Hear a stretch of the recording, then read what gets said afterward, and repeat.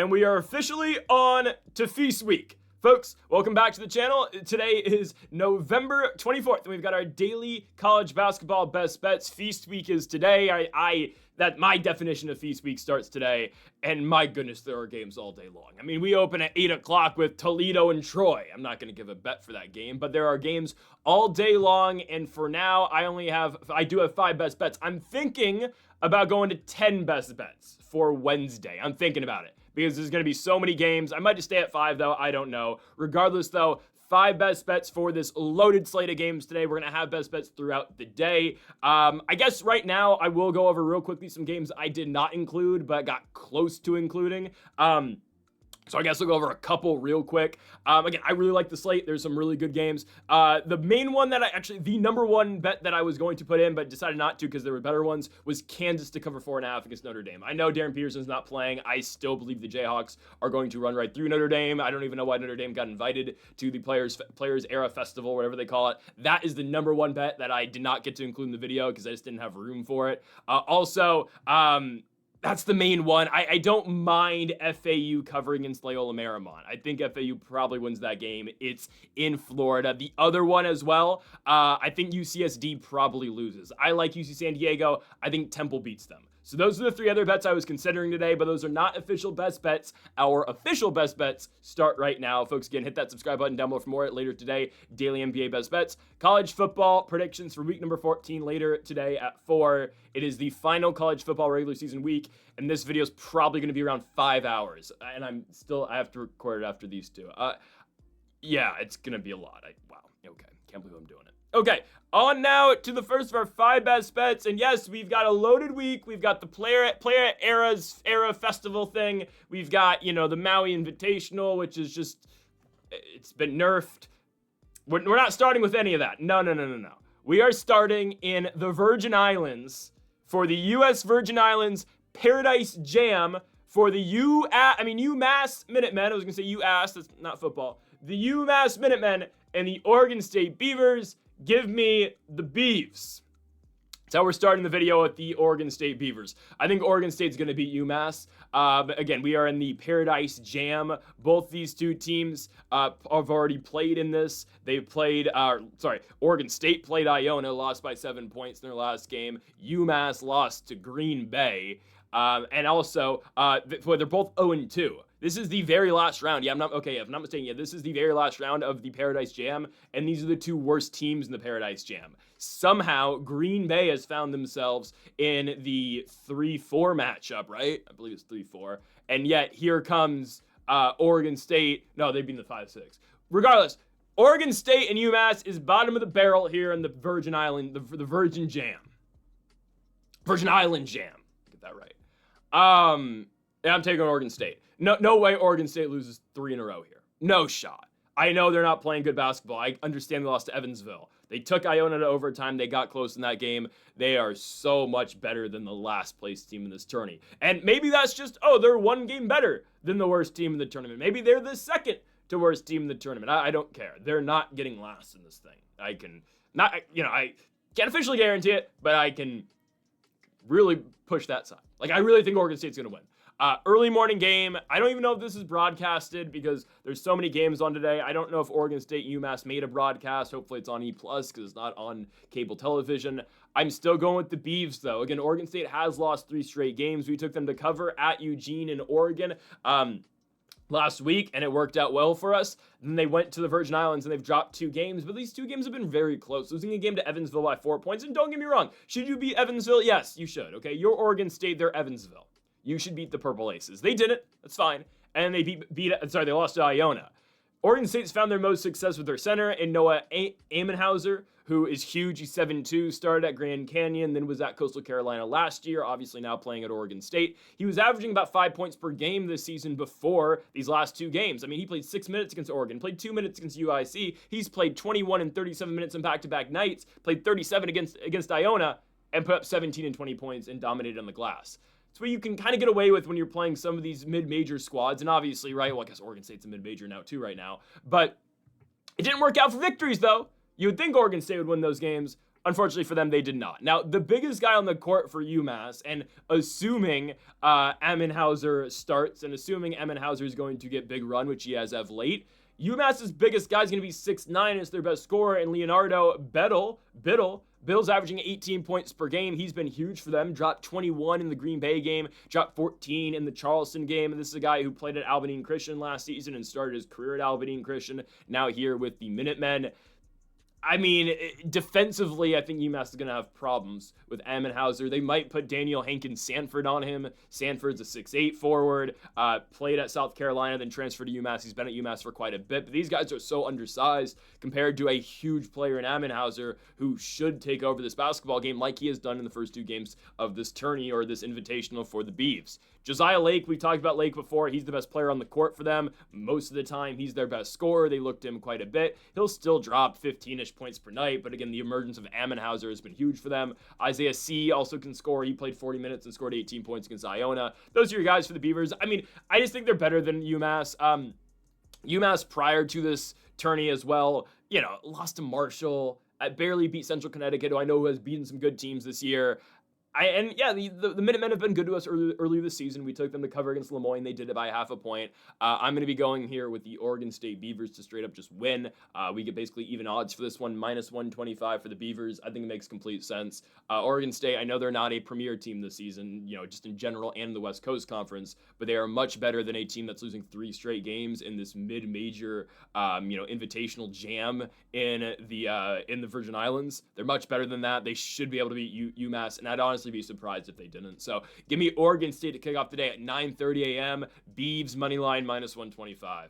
On now to our second best bet of the video as we go to another money line play. And trust me, we're going to get into the big matchups. And I did pass up on Kansas Notre Dame for this. Basically same time. Don't even know if this game's on TV. I don't even know if it's broadcasted anywhere. From the John Hurst Adams Gymnasium from Jacksonville, Florida, we've got the Tribe of William & Mary taking on the UTEP Miners. The Miners aren't even close to the Tribe. The UTEP Miners are not even close to the William & Mary Tribe, okay? William & Mary is levels better than UTEP. Levels, in my opinion. I know William & Mary did lose back-to-back games to Richmond and St. John's, but okay. They played the zero-bid, league or zero-bid conference zone, Richmond. Obviously, I'm joking about the zero-bid thing, but they play Richmond on the road. They lose by 4 points. Okay. Interstate matchup, you lose by 4. All right. Go to St. John's, you lose by 33 points. Well, whatever. We're going to get to the Johnnies in a little bit here. But for the Tribe, you're a 4-2 team. Yeah, you barely got by Norfolk State, but you beat them. And going to Norfolk again, interstate game, that's difficult. We like the Spartans quite a bit. That's a very difficult game. They won the MEAC last season. Best team in the MEAC yet again this year. William & Mary just went on the road and beat Bowling Green. Gotta love that victory. Huge win for them. Last game, they beat a Division II school on Friday, 104-57. Okay, you need those tune-ups. Oh, wait, UTEP just played a Division II school and went down to the wire with them last Wednesday and went to overtime with this Division II school. What? They were playing catch-up the entire game. They went down 5-0, did not sniff the lead until OT. Are we dead ass? You got cooked by the St. Thomas Celts. Not even the Celtics, the Celts. What? UTEP wins, great. But, you're having a competitive game with a D2 school. I can't trust you as a serious threat. All 3 of your wins, by the way, for UTEP are Division II schools. Played good. The only 2 Division I schools they played, they lose to Loyola Marymount, 71-58. They lose to Utah State on the road in Logan, 75-51. If that doesn't scream fraudulent to you, I don't know what does. UTEP's victories are UT Permian Basin. What? And Western New Mexico, and then obviously St. Thomas, Texas, who they took to OT. Yeah, I can't trust that, guys. I can't trust that at all. Top 2 scorers this year for UTEP have been Jamal West. I know West can hoop. Every game that I've seen out of UTEP, he's been their primary scorer. He was pretty good at Nichols last year. Averages 14 points per game. He's a senior guard for them. Elijah Jones plays the 3-4-ish. He's a 13.5 points per game scorer on this team. Played at UTEP last season, never started. Now in the starting role, he's been playing fairly well. The Tribe are better than this team. They are, guys. William & Mary, they don't have one scorer you point out and say, okay, this guy's going to dominate, but they have guys, and it's the CAA, it's a difficult conference. They have guys up and down the lineup that can score for you. It's not one particular guy. It's Kyle Pulliam, it's Reese Miller, it's Ryan Jackson, Chase Lowe, Brock Huff, I believe that's how you say his name. There's guys, man. And again, the two leading scorers both average over 10 points per game, but there's, 8 guys who average 8 points or more a night. It is a team effort. Kyle Pulliam is the leading scorer on this team, senior guard for the Tribe. It played last year, did not start, but now averages 12 points per game. And then there's Reese Miller, the junior out of Round Rock, Texas. I believe is a JUCO product, if I'm not mistaken. It's a guy who's going to shoot the three-point ball, be a threat again from beyond the arc. Basically, most of the shots that he takes are three-pointers, averages 12 points a night. But there are a wide range of other players. Killian Brockhoff has been their big of sorts. He's 6'8", but he plays their 4-ish 5. Averages 9 points per game. He's from Germany. This is a guy who was at St. Louis last year, started his collegiate career over in Santa Barbara for the Gauchos, has now found at home at William & Mary. I'm telling you, though, it's the CAA. We don't mess with the CAA. It's a very good conference. There's very good teams out here. Again, we always talk about UNC Wilmington. The Seahawks have done us very well last season and this year as well, and we're going to be rolling with the Tribe. Again, I think William & Mary is much better than the UTEP Miners, and there's a big difference, guys. One school has beaten Division I teams this season. One team hasn't. And, oh, by the way, the other team who hasn't beaten a Division I school yet this year almost lost to a D2 school in their last game and had to take them to overtime to win. At least William & Mary has beaten Norfolk State. They beat Bowling Green on the road, which is a huge win, by the way. Going to Bowling Green and winning, you're going to take that. It's a huge victory. And by the way, it's always a different player as their leading scorer. It was Tunde Valberg Fassi, the junior out of Stockholm, Sweden, who was at LaSalle last 2 seasons. He went out there and dropped 14 points, was it? 16 points. And led the Tribe in scoring, went 4 for 7 from beyond the arc. It's a different guy every night. You don't know who it's going to be. I'm taking the Tribe. They've actually won Division I games, and they don't play straight, tight down to the wire D2 games. They blew out their last D2 opponent 104-57. Yeah, give me the Tribe to get this done here over in Jacksonville, Florida. Let me get the exact name of this jamboree that's being held there. It's the Jacksonville Classic, of course. I mean, what else are you gonna do at 1 o'clock tomorrow but watch the Jacksonville Classic? Give me William & Mary minus 120. Minus 115, excuse me. Minus 115. Next up, okay. These might be the games you've been waiting for. Starting now, let me get this right. It's the Players Era Tournament, I think, is the exact name. Yes, okay. The Players Era Festival is what they're calling it. Okay. The Players Era Festival. This was a thing last year. It was not nearly as big as it is this season. I remember it vaguely being a thing last year, but Maui was still the main tournament. It's this one now. I don't know if they just got a whole lot more money for this now. I don't know. Actually, I do know. The prize pool is way bigger now, if I'm not mistaken, for this thing. But I guess, they just funded a lot. This just got funded way more now. And these games, man. I mean, we're not going to go over all of these games, obviously, but just listen to the teams playing in this thing. Bama, Auburn, Baylor, Creighton, Zaga, Houston, Iowa State, Kansas, Maryland, Michigan, Notre Dame, Oregon, Rutgers, San Diego State. Nah, they're not going to be bad in this. St. John's, Syracuse, Tennessee, UNLV. Oh my goodness. I mean, this is good. And this thing, it's group games essentially today and tomorrow, and then I think they just go straight into top 4s play, I believe, right?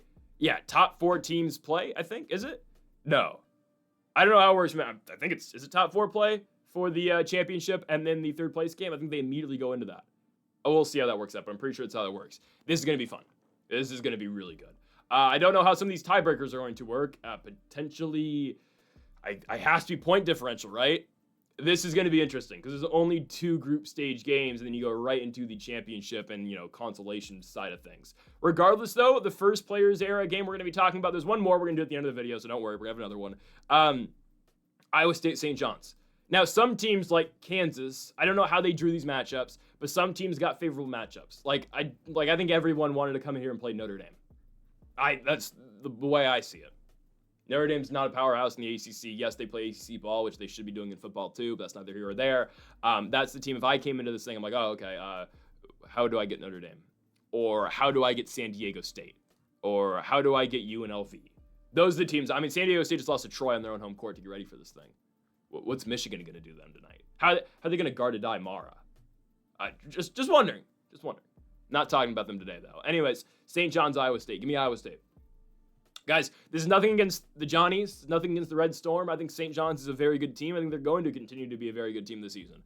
Iowa State's a legitimate top 10 team in the country. That's just how good they are. I mean, I know they lost a couple guys last year, but the players who are back in the starting lineup right now, it is a difficult team to beat. And you can look at the Mississippi State game, and I get it, the Bulldogs aren't the best. Mississippi State, we'll see what they are by the end of the year. I know they're a 2-3 team. They struggled in the tournament that they just played at. They lost to K-State. They lost to New Mexico. They were unsuccessful in the tournament that they went to for Feast Week. Iowa State beat that team by 16 points, though. And really, the only reason the Bulldogs were any bit competitive in that game was, take a wild guess, Josh Hubbard. Iowa State plays well in that, man. They completely put it on Mississippi State early. They're up 18 points at halftime. It is a dominant Cyclones team and a really good Iowa State team, man. I like what they have. How about their senior point guard, Timon Lipsey?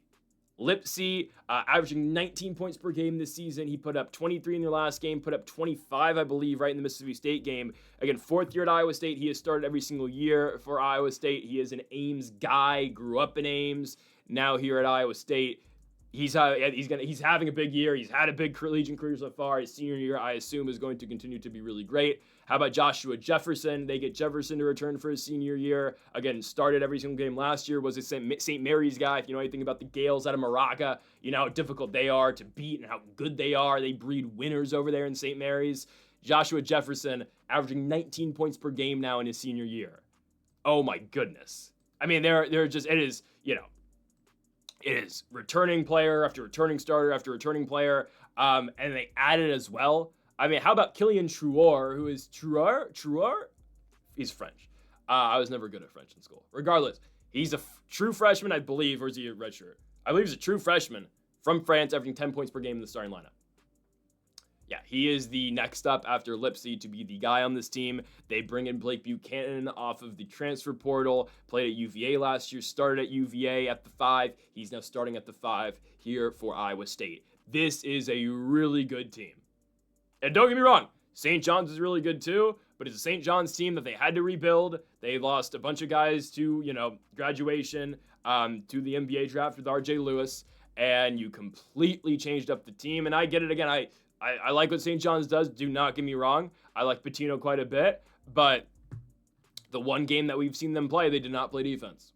And the one major game we've seen them play, obviously, they didn't play any defense. And Pitino said it himself, it was a disgusting defensive effort, and he was absolutely right.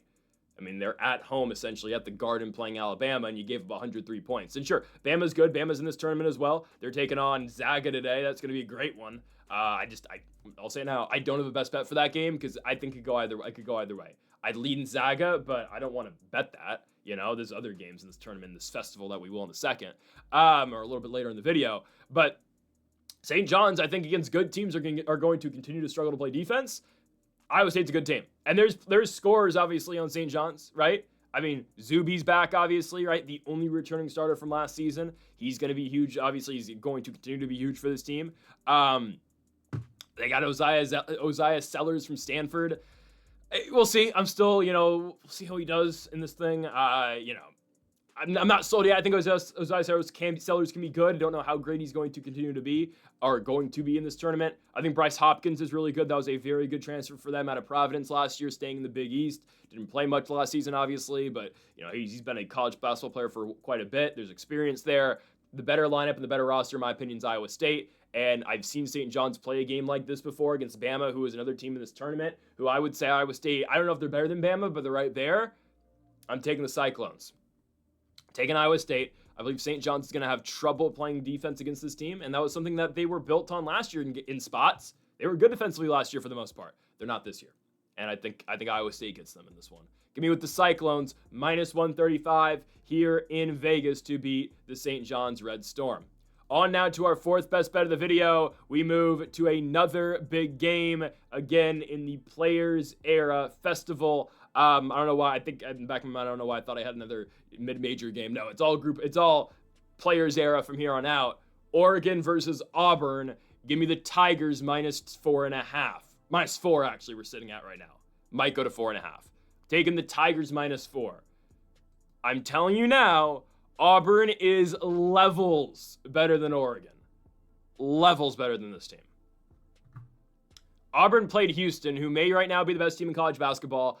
I am still I believe it's Purdue.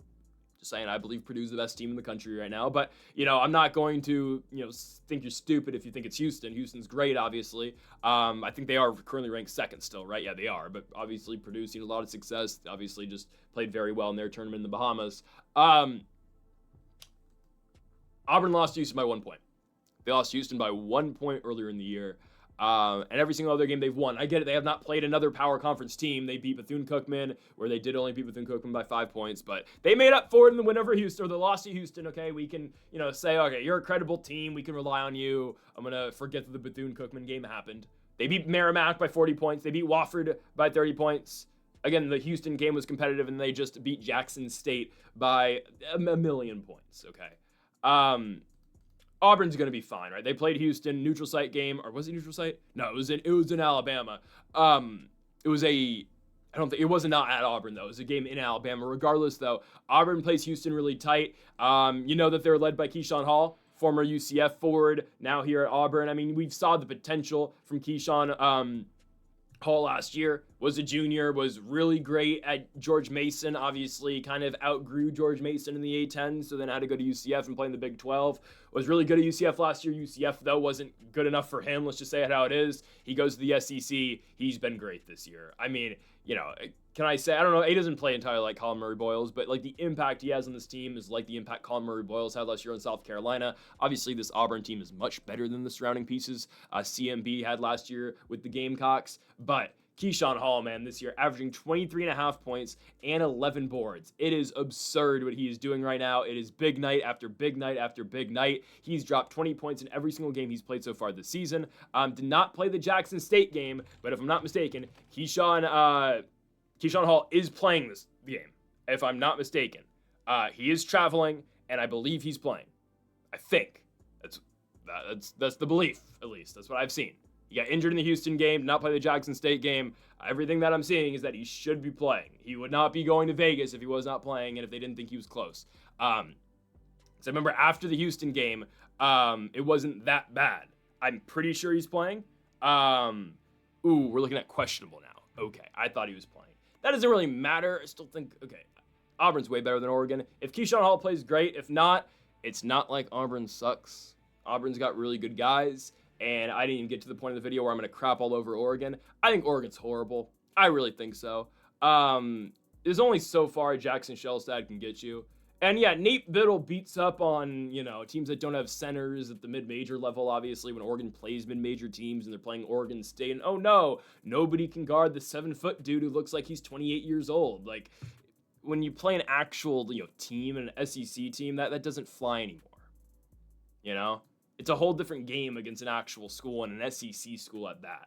So that dominance we've seen out of Biddle, not going to happen tonight. Not going to happen at all. He'll have Keyshawn Murphy on him. Murphy, the starting 5 for the Tigers. He's 6'10", but he plays a fairly good center role. Dominant down low. He's more than physical. Biddle's not going to see any success. Again, Murphy was the backup 5 last year for Mississippi State, now playing with the Auburn Tigers. I'm telling you, this matchup is danger for Nate Biddle. And then how far can Jackson Shellstad really get you? Again, from 1 to 10 in the rotation, or 1 to 8 in the rotation, Auburn is levels better than Oregon. I mean, I haven't even talked about some of the other big players. I haven't even talked about Todd Pettiford yet. Pettiford averaging 11 points per game. I know, again, maybe expected to play a little bit of a bigger role this year after what he did last year off the bench, but Pettiford has been really good as a starter for this team so far this year. How about Kevin Overton and Elijah Freeman, 2 players who also get pretty big run. Both average over 11 points per game. Overton's from Texas Tech. Freeman in his, I believe, sophomore year, I think. Regardless, though, there's really good players up and down this lineup. And for Oregon, I'm not sold. I mean, I've seen Oregon play, guys. Don't let that final score against Oregon State fool you. They were in a fight against the Beavers. They were in for one, right? They go on a big run to close the first half, and they're up 7 going into the second half, and then Oregon State goes on runs. Oregon State was right in that basketball game. They really were. And Oregon pulled away in the final 2 minutes, but I mean, you were talking about a competitive game down to the wire that the Ducks just pulled out of. They're not that good. Don't forget, too, I mean, what happened when the Rainbow Warriors went to Oregon? Only lost by 1 point. That we're not talking about Hawaii when they're at home. We're talking Hawaii in the continental U.S. They lose their superpowers when they come across the Pacific Ocean. How about when the Rice Owls came to Eugene and only lost by 4 points? South Dakota State was right in that game with the Ducks. They didn't win it, and they ended up losing by 14. They were down by like 3 with 5 minutes to go. These mid-majors are being competitive, and you're getting bailed out in some of these games because, the big shot Shellstat hits. Oh, look at Nate Biddle. He's scoring 25 points because these mid-majors have 6'8 centers, 6'7 centers. It's not going to happen tonight. I think Oregon is extremely fraudulent. Dare I say they're one of the worst teams in this tournament? Dare I say they are on a UNLV level? Dare I say they are on a SDSU, are on a Notre Dame level? That's how I kind of feel about this team, honestly. I don't know. I'm taking Auburn. Auburn's way better. Hopefully Keyshawn Hall plays. I think he's questionable from what I've gotten. If he doesn't play, that's fine. If he does, we're gold here. Auburn -4.5 or -4 points from the Players Era Festival in Las Vegas, Nevada. On now to our final best bet of the video. Let's stay in the same tournament from the MGM Grand Garden Arena, We've got the Maryland Terrapins taking on the UNLV Rebels at 9 o'clock tonight. It's going to be early Tuesday morning for the Maryland Terrapins for this basketball game. Who cares? I'm still taking them to dominate UNLV. I am shocked we get this line at where it's at. I know -140 might not be the most intriguing. I am seeing right now, if anybody still uses ESPN Bet, I don't think anyone does, but if you do, it's at -135 on ESPN Bet. Isn't that shutting down? Regardless, though, if we can get this anywhere near -135, -140 feels like a gift. -135 is even better. No way, no how does UNLV beat Maryland. Same thing, like if we got the San Diego State-Michigan game and anywhere near this line, obviously I'd hammer Michigan, but obviously Michigan's like a 7.5 point favorite in that game. Nothing against the Mountain West. The Mountain West has consistently produced great basketball. And, Utah State got me last night. I thought Davidson was going to be way more competitive. They were for the first 15 minutes of that game, then Utah State just pulled away. Is it time to have that conversation about the Mountain West, though?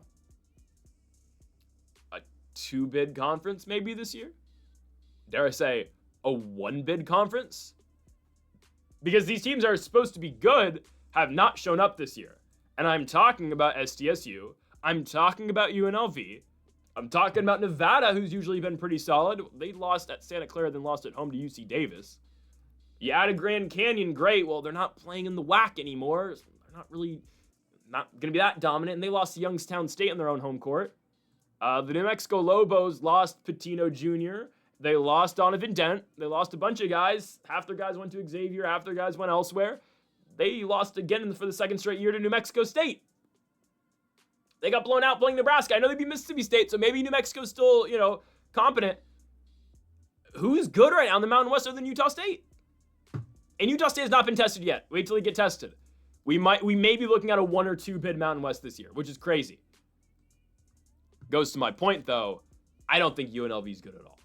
I've watched UNLV this year. I watched them lose to the Montana Grizzlies, who I spent all day long yesterday hyping up, only for them to it's not like they didn't cover against Lamar. They lost at home to the Lamar Cardinals. What? Are we, Money Williams, 2 for 12 from the field. Are we dead ass? Unbelievable stuff. Regardless, though, who went to UNLV and won and couldn't beat Lamar? That was Montana. Yeah. I don't think UNLV is good at all. They've lost UT Martin and Montana on their own home court. And they're playing in Vegas. Ooh, they're going to be at home. Doesn't matter. Guys, they played St. Joseph's very competitively. They lost to Montana. They lost to UT Martin. They don't play defense. And that's a problem. Yeah, they went to Memphis and won. That was shocking. It was, But that's what happens when you get basically a completely new team. You basically, take all of your rotational guys. Everyone leaves. Now you got a whole new group of guys coming in. It's a problem. It's a problem with college basketball sometimes. And that's why, if you're wondering, I've been high on UCSD. I'm picking against UCSD today, though. Again, that's not an official best bet, but I expect Temple to beat them. 1 game's in Florida. Closer, obviously, for Temple, too. Is this completely new UCSD ready for a game like that? Team ready for that? I know they beat Fresno, but, again, shows you how bad the Mountain West is right now. Dravin Gibbs Lawhorn has been the top guy so far this year for the Rebels, averaging 16 points per game. This is a player who went to Illinois last year. Now he's getting a starting assignment here. That's great. Isaac Williamson has seen, big minutes since making his collegiate debut on Tuesday against Montana. He's playing well. He's averaging 17 points per game. He's been huge. Put up 25 in the Memphis game on the road. Got a bunch of athletic guys on this UNLV team. Don't get me wrong. There's a lot of good players here. I mean, hell, I don't think he's going to get talked about in the grand scheme of things, but Miles Che's on this team. Miles Che from UC Irvine last year was a huge part of that UC Irvine team last season. He hasn't played yet for UNLV. Yeah. I like Maryland here, and I understand, Maryland's best player last season, Derek Queen, obviously now in the NBA, doing big things in the NBA. Maryland's not bad. They went to Marquette and won. That's better than any game UNLV's played this season. It's a back-and-forth game that Maryland wins. I mean, they deal with adversity in that game, and they still find a way to get it done. They win the game by 7 points at Marquette. That's huge. It's big time. Lost to Georgetown. Okay. I think the Hoyas are going to be good this season. I think the Hoyas have already kind of proved that they are pretty decent so far right now. They're playing good basketball. I quite easily here like Maryland. I do like Maryland to win this basketball game. Again, Players Festival tournament thing. Look at Maryland right now. David Coit averaging 18 points per game. Farrell Payne averaging 18 points per game. I mean, you're getting big scoring nights. Payne did not play the Mount St. Mary's game. I don't know if he's still out for this one. But, I mean, you had, with no Payne and no Miles Rice, obviously, with both those guys being out for the Mount St. Mary's game, David Coit goes out there and scores 41 points against the Mount. And sure, they took the Mount to overtime, but you know what? That's okay. You had David Coit, who's a 5'11 point guard, go 8 for 10 from beyond the arc. And Maryland has guys with, Payne being out, with Rice being out. They have supplemental players who can boost that from underneath, obviously. Who doesn't have that depth that, you'd think maybe they would, UNLV. Would I like Miles Rice to play today? 100% former Hoosier. I don't think he's playing today. Not mistaken. Regardless, though, I'm still taking the Terrapins to win this one. They are levels better than UNLV, and I don't think it's that close. So it's going to be Maryland here in the first round of the first game of the Players Era Festival, minus 140 for the Terrapins. Folks, thank y'all for watching our college basketball best bets here on November 24th. If you have not yet, though, make sure to hit that subscribe button down below for more. Make sure to leave a like if you did enjoy the video. Make sure to comment if you did disagree with any of the picks. Folks, thank y'all for watching, and Mamba forever.